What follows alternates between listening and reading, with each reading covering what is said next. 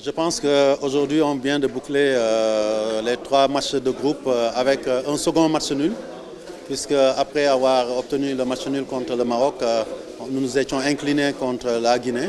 Et aujourd'hui, contre le Cameroun, malgré un certain nombre d'occasions qui nous auraient permis de gagner ce 3e match, nous n'avons pas pu faire la différence. On a manqué de réalisme et surtout, on a en première mi-temps mal entamé cette partie. Bon, ce qui fait qu'au niveau du décompte de points, nous n'y sommes pas. C'est-à-dire qu'aujourd'hui, on se retrouve avec 2 points derrière la Guinée et le Cameroun donc le Cameroun qui est premier à 7 points et la Guinée qui est deuxième 6 points. Après, sur le terrain, nous sommes éliminés, mais il y a un dossier qui est en cours avec cette réclamation que nous avons faite et qui est en train d'être instruite par la CAF.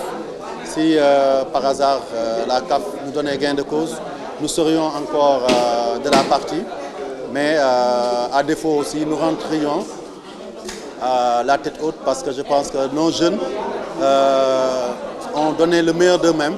On a vu que là où ils ont pêché essentiellement, c'était au niveau athlétique par rapport à leurs adversaires, parce qu'on a trouvé dans notre groupe des équipes complètement métamorphosées avec des joueurs qui rendaient beaucoup plus de kilos, beaucoup plus de puissance que nos jeunes joueurs.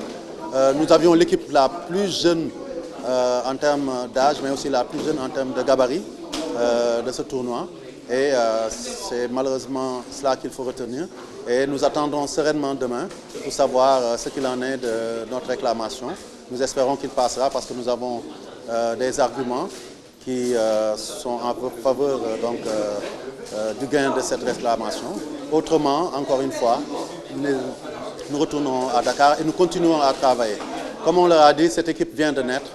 Elle n'a connu qu'une seule défaite en plus d'1 an et demi. Elle sera la base de la construction de notre équipe U20 future et aussi de nos autres équipes. Et on va poursuivre le travail parce que la politique que nous avons entamée, il est hors de question qu'on change. Nous jouerons dans toutes les catégories jeunes avec des jeunes qui ont l'âge de ces catégories-là. Mais surtout, nous les préparerons sur la durée pour pouvoir obtenir des performances dans un moyen et long terme. Ces jeunes-là, comme je leur ai dit, sont l'avenir du football sénégalais. Il y a de très bonnes choses, de bonnes individualités. Ils ont beaucoup appris avec leur staff technique. Je remercie tout le monde, je remercie les Sénégalais qui nous ont soutenus. Et on se donne rendez-vous certainement lors des autres échéances à venir.